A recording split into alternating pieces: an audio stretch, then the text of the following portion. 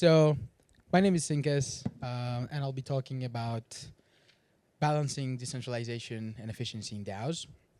Now, I will address the title because it's a bit misleading and it's on purpose. But first, let's start a little bit about me and about L2Beat just so you can get a better understanding. I'm a governance representative at L2Beat, which means I represent L2Beat in different DAOs that we participate in as delegates. I have a background in business administration and finance, been in crypto since 2018, and in DAOs since 2020, but more full-time like over the past 2 years or so. Now, L2Beat is a public goods open source company. We provide analytics for different L2s, and we seek to be like an independent watchdog over Ethereum L2s. We try to provide impartial assessment, and our thing is mostly risk, but we do a whole bunch of things. You can learn more about L2Beat at l2beat.com. Now, I'm going to address the elephant in the room, in the proverbial like room of the title. And the title implies that if you have decentralization, you can't have efficiency. Or if that's something that's decentralized, cannot also be efficient, which is not what I'm trying to argue here. What I'm trying to argue is that there can be some things that are more decentralized, and there can be some things that are less decentralized for the sake of efficiency. It's not a zero-sum game. It's not that you can have either or. It's just a matter of figuring out how much of which you want to have in which occasion. So this is kind of like how you can think about it and how not to think about it. And by about it, I mean the title of the presentation and the presentation as a whole. Now, if we think about balancing it as trying to figure out which things in a DAO should be more efficient and more centralized in terms of decision making versus which things can be more decentralized and open and not necessarily rely on someone to make a decision, but rather look at the whole DAO for that decision to be made versus things, or rather the opposite side of the spectrum, which I don't want you to think about it, is that all those things are kind of like in vain, and if you have something that is decentralized, it cannot be efficient and it doesn't work and we'll never make it work. That's not kind of like what I'm trying to argue here. There is room for decentralization, there is room for efficiency, and it's just an act of finding the right balance. All right, and kind of like more illustrative purpose, like there's a zero-sum spectrum where you have decentralization and efficiency. It's about finding the balance in kind of like the golden pocket of, if you're into game theory, 3,3.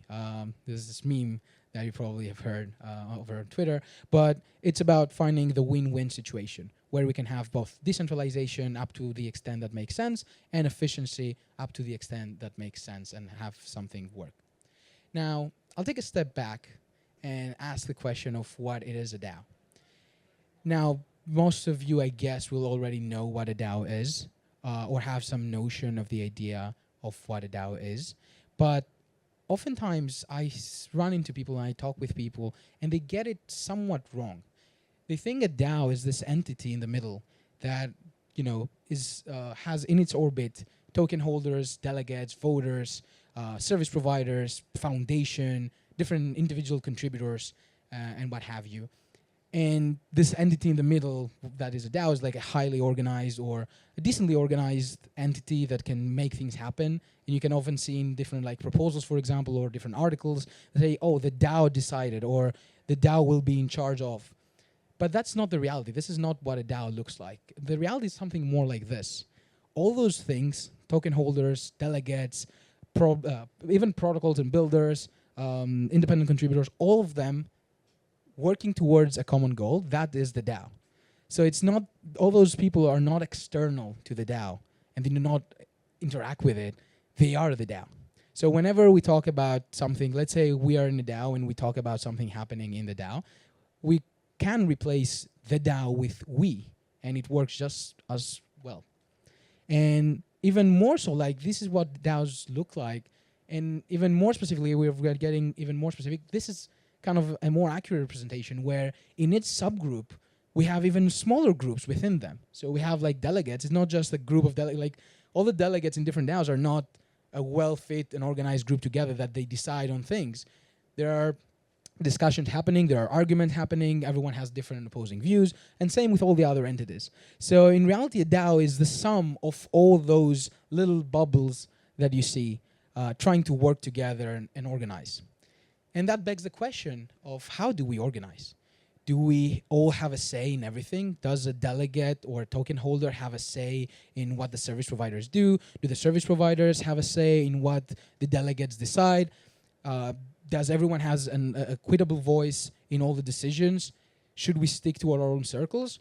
Or is it more of, okay, let's just assign authority over to some entity or some person, either through like over the entire DAO or just to specific things, and let them do their own thing? This is kind of like what my talk is more about. It's like figuring out this sweet balance between where we delegate authority to more like centralized decision making versus where we make it more open and decentralized. Now, borrowing from network architectures, we have this graphs of what centralized, decentralized, and distributed systems look like.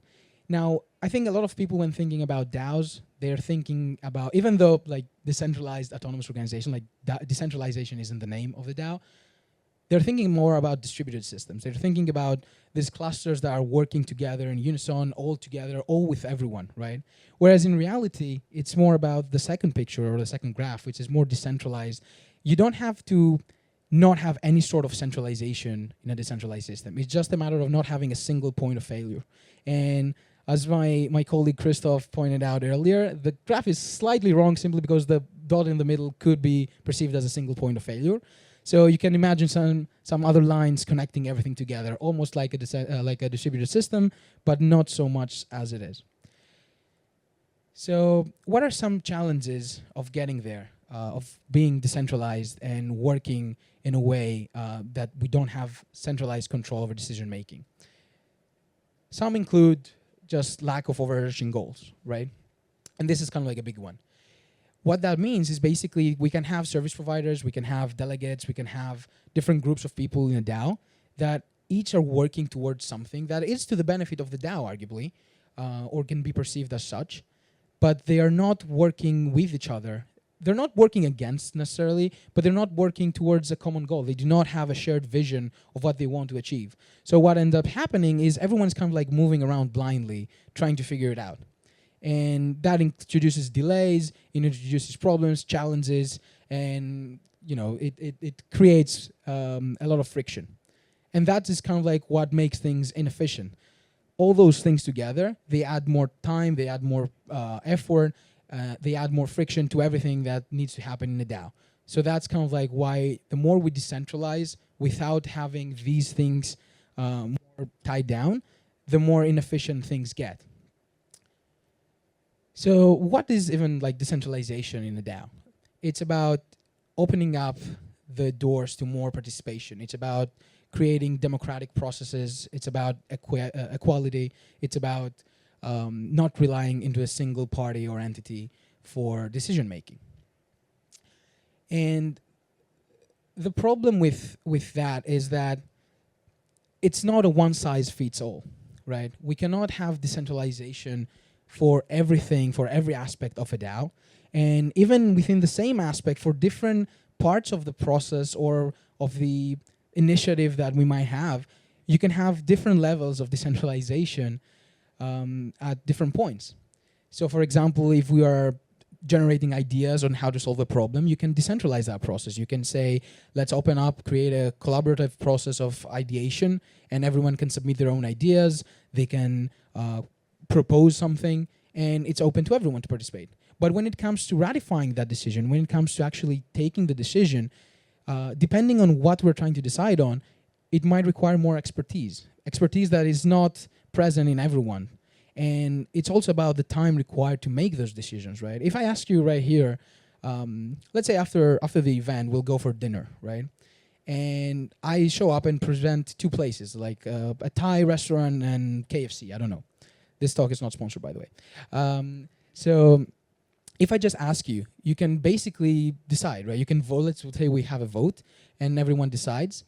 And it's an easy decision to make. Now, if I wanted to make it more specific, if we wanted all to eat like at a Thai restaurant, but let's figure out the best Thai restaurant to eat in this area.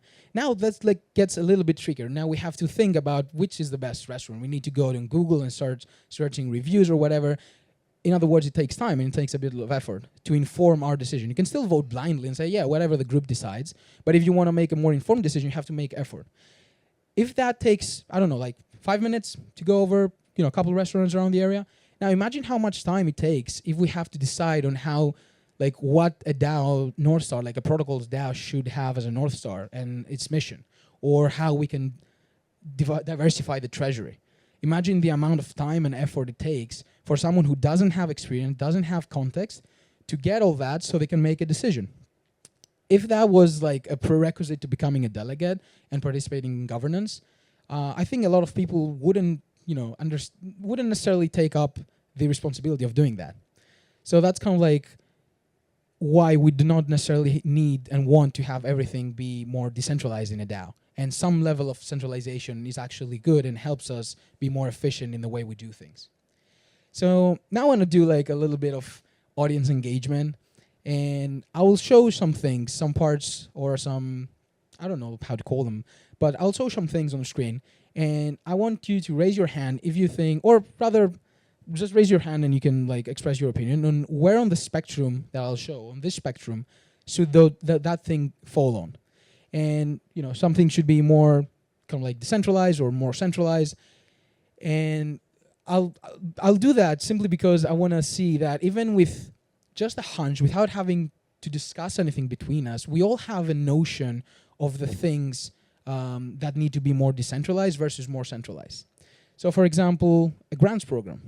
Where in this spectrum, how do I go about, okay.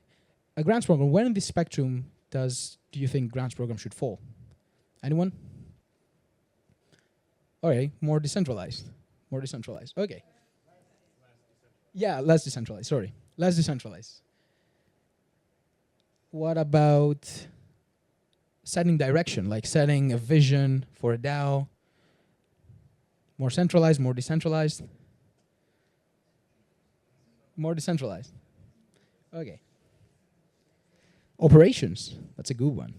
Operations of the DAO, like less or more? Less decentralized. Control of the treasury and protocol. Less decentralized or more? More decentralized. Oh, that's divided the room a little bit. Yeah, that's a valid point. I mean, like, control in the sense of making decisions about it. Less. A little bit of both. Yeah, that's torn. And lastly, a post on Twitter. Like, let's say we have a DAO account. Should be decentralized or should be centralized? Should be decentralized? Or do we do a vote on Twitter posts? I don't know. Okay, so this is my take. It's not really my opinion. It's more about my understanding of what the average opinion would look like. Now, the reason for that is post on Twitter, right? You can delegate that authority over to someone. You can hire as a DAO, you can elect someone to control a Twitter account, be it a person or a group. We don't have to vote on every single post, right? Imagine us having to sit on days and, I don't know, like Saturday or the weekend, create a content calendar and we vote on all the different posts we're going to go through the week. That's mental, right? I don't want to do that. Operations, we can have some degree of decentralization and have some oversight from the DAO or delegates. But in order for something to operate, and operate efficiently, where efficiently means in a timely manner and with removing friction so something works, we can be a little bit far left on the spectrum. Then grants program is kind of like more in the middle where you still need someone to run it, be that a group or a person, or even like, hopefully we can go more into automation and have like smart contracts run their own grants programs, but you still need to also have control as the DAO, both in direction of what the things that we want to fund are, maybe RFP processes, and general like oversight. And then the more we go to the right of more decentralization, you can have control of the treasury and the protocol. The reason why I didn't put it like on the far right, fully decentralized, is that not everyone here is fit to make decisions, including myself, or in any DAO is fit to make decisions on both like financial or treasury. Like, I'm not a technical person. You don't want me making decisions about protocol upgrades, right? I thankfully have people to rely to look and make a decision about proposed changes in different protocols. But me on myself, like I do not know how to read code. I don't know how to write code. So probably I want the best person on my own to assess technical upgrades. Similar for treasury, right? I do have some financial background, but I wouldn't want to be the person responsible for, let's say, diversifying a $2 billion treasury. I am not fit for that. So what I am good at is probably understanding the challenges and the things that we want to achieve with those things and delegating the responsibility to someone who's fit for that and have them do it. And then lastly, setting direction, it's about figuring out like the collective mission of what we want to do as a DAO, figuring out the North Star that guides us.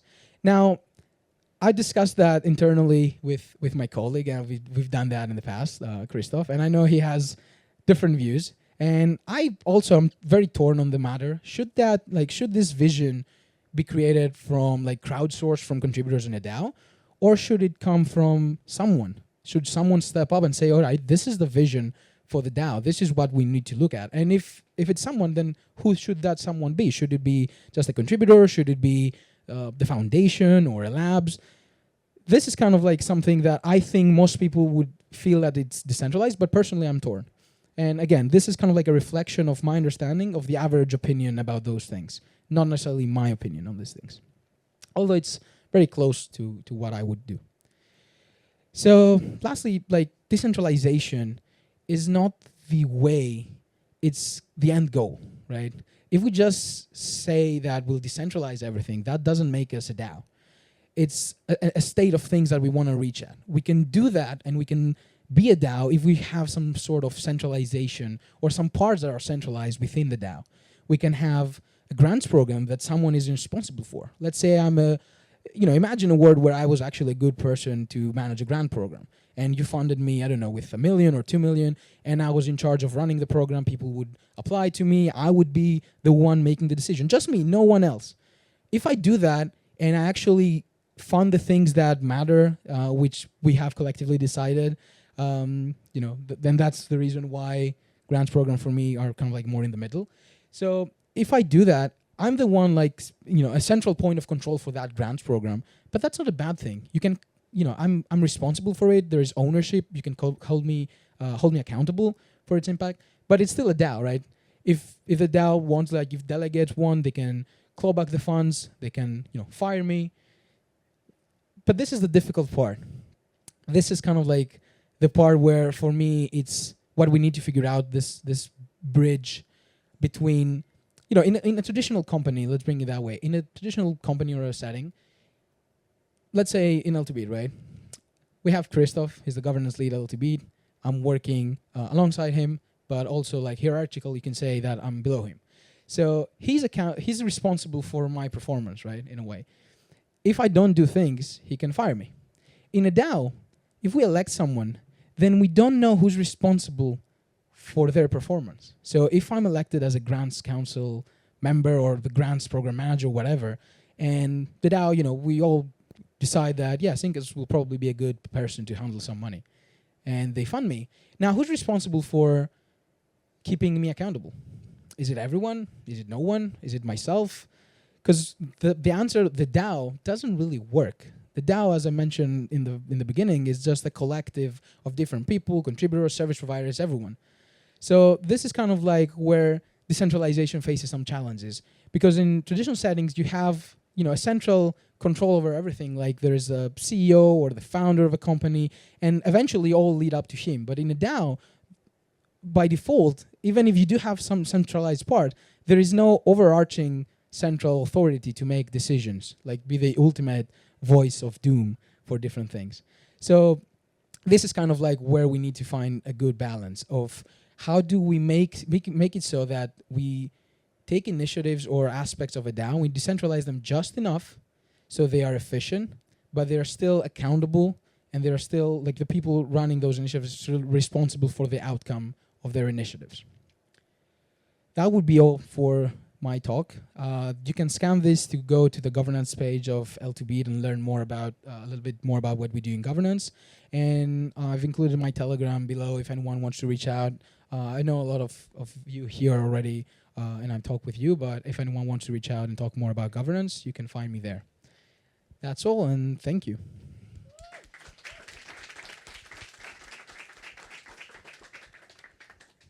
So we have time for a question.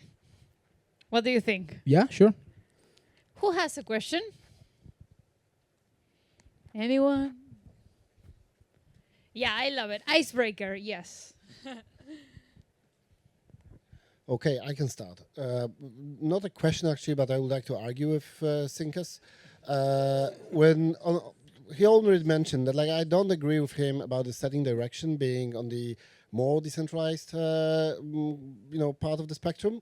And the reason why I don't believe on that is that it all boils down to the thing that Sinkas mentioned of how much time do we spend on actually, being able to make that decision. And Sinkas mentioned like the decision of, hey, let's pick up a restaurant that we will all go after this event. If we try to debate that, probably, all of us would have different opinions, different, priorities in terms of what we want to eat. Like Sinkas will be always like chicken nuggets, like, doesn't matter that we're in Bangkok, That's like true. chicken nuggets are fine. It would be hard for us to agree even on such a simple thing, like where do we want to go to eat? And mostly because like before we would be able to discuss it, we first would need to do some research like what are our options, even what restaurants are available, how far are they from where we live, and stuff like that. Imagine how much information do you need to have to even be able to discuss setting direction, for example, for a protocol. How much context do you need to have? How much background in terms of like what happened in the past, like what are the different players in the ecosystem, who is your decision affecting, and how much of that you need to have in order to be even able to discuss it. And then, we expect, let's say, thousands, but realistically, like let's say 50 people spend literally tens or hundreds of hours researching, like being capable of actually taking part in this discussion. It's insane to expect that. Therefore, we are having those discussions where people simply, having some break during the day, sitting on the toilet, they jump on the forum and say, hey, and I think we should do that. I think we should dump all our ETH and do something. It costs really, really little to write a post. It's just like 5 minutes. But actually, this person's opinion is probably not as valuable as someone who spent last 5 years working on this protocol. This person is probably a bit more capable of coming up with a decision. So about the setting direction, my opinion is that coming up to a decision is something that should be less decentralized. What should be decentralized is ratifying this decision. Yeah. Valid point. I know we have discussed it internally, and I agree.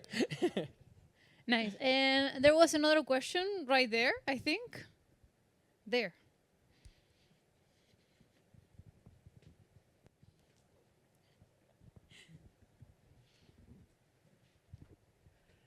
Given that we want things to be more decentralized, what about voter apathy? Isn't it always the same darn people that keep voting again and again? Doesn't that make it less decentralized at the end of the day? Yes and no. So voter apathy comes in two forms. One is voter apathy from delegates that already have voting power that do not exercise their voting power and they do not participate. But then also apathy comes from token holders that do not redelegate their tokens away from inactive ones. Now, this is kind of like has been something that has been talked about and discussed and trying to be, find solutions to that and do like redelegation weeks and subsidize the gas costs for redelegation, things like that. But ultimately, if you think about it, if we go back to kind of like this slide of what the DAO looks like, you can imagine like the token holders as the people feeding the delegates, right, with their voting power. Now, delegates can create a lot of things within the DAO, but it's very difficult to create a system or enforce something that makes token holders delegate their voting power. At the end of the day, it's up to token holders. Theoretically, we could argue even that ultimately they are the ones that can decide what happens in a DAO. right? Like, for example, L2Bit, it has a lot of voting power in different protocols, but that comes from people delegating to us, right? So yes, we have power and we vote on different things, but if the people who are delegating to us just have different views and they are willing to express those views, they can take away the voting power from us, and suddenly we don't have as much say. So, but there's no, there's no mechanism, at least up until now, to enforce such a behavior. So that's the kind of like, I think the bigger problem is about apathy from token holders, not so much from delegates. Like, we're seeing a lot of increase in participation from delegates. I have an interesting question. Does decentralization necessarily mean good governance, or are we compromising on good governance for decentralization? That's to say, I've seen people kind of equate decentralization with why we want blockchains to be decentralized, but those are a bunch of nodes coming to a deterministic answer, and decentralization means more honest nodes will come to the right answer, but there's no right answer in a lot of governance decisions. So I'm curious what you think about it. Like, how do you see decentralization being different in DAOs, and how should that be balanced against maybe the more effective governance potential? Do you think decentralization and good governance actually do have correlation? I think I would answer with a question of what does good governance mean? Like, even if let's say in a country, if you ask the poor people, good governance means increasing the taxes to the, for the rich. If you ask the rich people, like, no, we need more subsidies for businesses or whatever. So, good governance is something subjective. I would say that governance in general and decentralization can work very well together. It's just a matter of figuring out to what degree. That's kind of like exactly what I'm talking about, like balancing them. You can have more like decentralization in governance where it's more public and seeks opinions and views from a lot of different people. And you can have certain points at which you don't want that. You want more like domain experts to make a decision themselves without necessarily looking to get, as Christoph said, like someone from their toilet just posting on the forum. So this is kind of like my view on that. Is you can have good governance and effective governance, whatever that might mean to each person subjectively, and have decentralization at the same time. Thank you.